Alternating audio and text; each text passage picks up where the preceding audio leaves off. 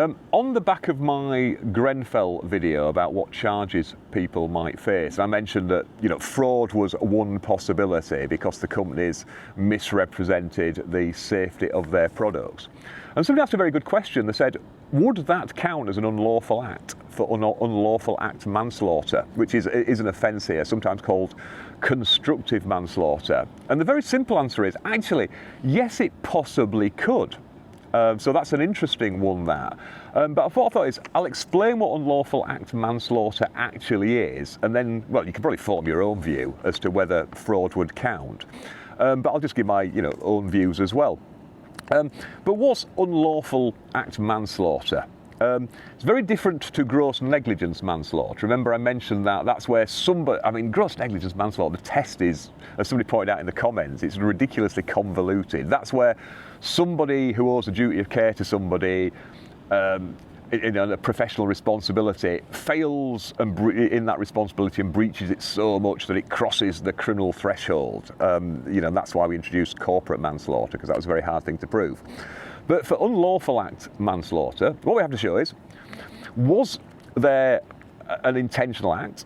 Was it unlawful?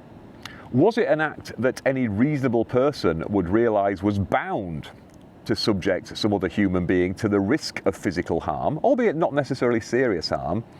And was that act a cause of death? I actually say the cause of death, but we talk in law about proximate causes. So the fact that there might be lots of things that contribute, if it's a proximate cause of death, it doesn't matter that there was some other factor there. Like I say, the classic example is you cause an injury to somebody, they get taken to hospital and they're treated like, there's medical negligence, and that's as a result of that they die. That's still held on you because they say you were the proximate cause of the death, because but for you causing the injury in the first place, they wouldn't have been at risk of negligent medical treatment.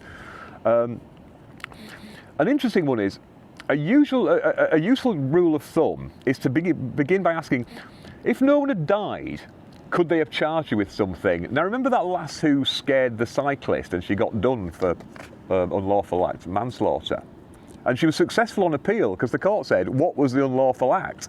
Had nobody died, you wouldn't have arrested somebody just for sort of yelling at a cyclist. That is not an offence, yelling at a cyclist. So that's an interesting thing there. It has to be a crime. It can't be a civil offence. Okay, so a civil wrong, a tort, even if that was unlawful. You can't do unlawful act manslaughter by breach of contract, for instance. So that'd be interesting. Say, for instance, the goods were not, the fire stuff was not up to scratch, but it was purely a breach of contract. It wasn't fit for purpose. They hadn't lied about it. And assuming you couldn't get any health and safety type scenarios there, or consumer regulation breaches or something, then arguably that wouldn't be enough. There's also an element as it has to actually be an act. It can't be an omission. So say, for example, I know it's going to sound really weird, but if a child dies as a result of neglect, that's not unlawful act manslaughter, because neglect is an omission, not an act. Although there are other offences that do cover that, like allowing a child and things, which were introduced to sort of, get around this lacuna. Do you need mens rea for this? Now, mens rea is, like I say, it's the mental element of the crime. And it's things like intentionally, recklessly, knowingly. But we also have what we call strict liability offences, where it doesn't matter what your state of mind was. It's an offence if the factual element is there. I mean, the classic example is like motoring offences.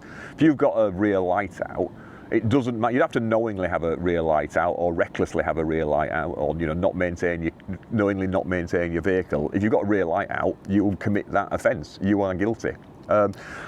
Cases have gone either way. I mean, people have been convicted of unlawful act manslaughter where the base offence, as we call it, was one that didn't require mens rea. But there has been some judicial rumbling saying, well, bearing in mind this is a very, very serious offence, maybe a mens rea element needs to be there, because you need mens rea for manslaughter generally. But it's a basic. It's what we call basic intent. It's also not a defence to say I relaxed the requisite mens rea because I was intoxicated or I was otherwise incapacitated voluntarily, or something like that.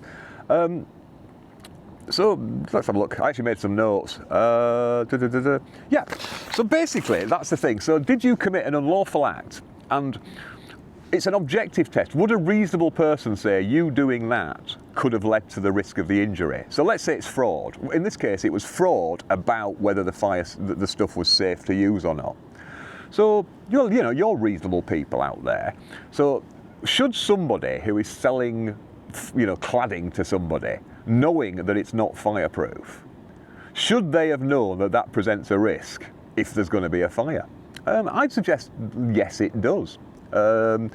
Especially in a situation like that. It's like if I fraudulently say, I sell you a broken fire extinguisher. This fire extinguisher is fantastic, but it's not just full of sand, it wouldn't work, and then it doesn't work and you're injured in a fire. I don't think there'd be any problem there with saying, well, your fraud was a proximate cause of that injury.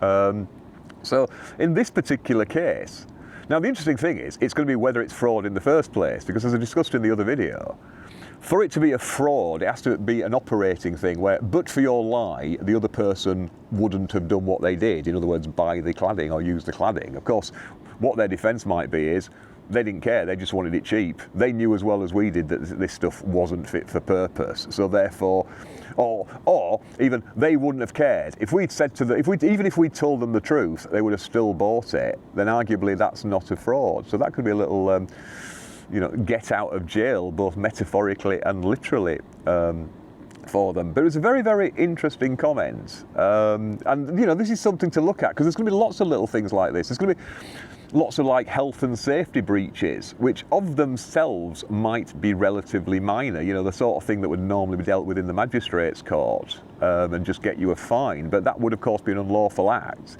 And if they can sort of say, a person, a reasonable person would have foreseen the risk, because like I say, it's an objective test. Even if they say, we honestly, genuinely didn't see the risk here, even if that's believed, that's not enough to get them off the hook. So it'll be interesting to see if they sort of prosecute some health and safety offences just to try and bring the unlawful act manslaughter element into it. But thank you for that, because that was a really useful one. The other thing I'd like to say is I apologise in my last video. I said Tenants Association when I meant Tenant Management Organisation. The Tenants Association, are the tenants. The Tenants Management Organisation is the body that supposedly runs the building on behalf of the tenants, and I did get that mixed up, so I do apologise, because the Tenants Association were the people who were actually raising the alarm, and it was the TMO that was the one that's being highly dismissive. But anyway, hope you found that, as always, vaguely useful, vaguely interesting, and I'll say accurate, because I was actually reading from the actual some notes I'd actually properly done from I actually got those notes from the Judicial Compendium. That's the book that the judges look at when deciding how to do cases and how to address juries, because I thought it doesn't really matter what the black letter law says. Let's just see what the judges are told and how they're told to apply the law, because realistically, that's going to be the factor, isn't it? So yeah, thank you, and obviously any more follow-up comments or queries, stick them in the comments and I'll do my best to answer them.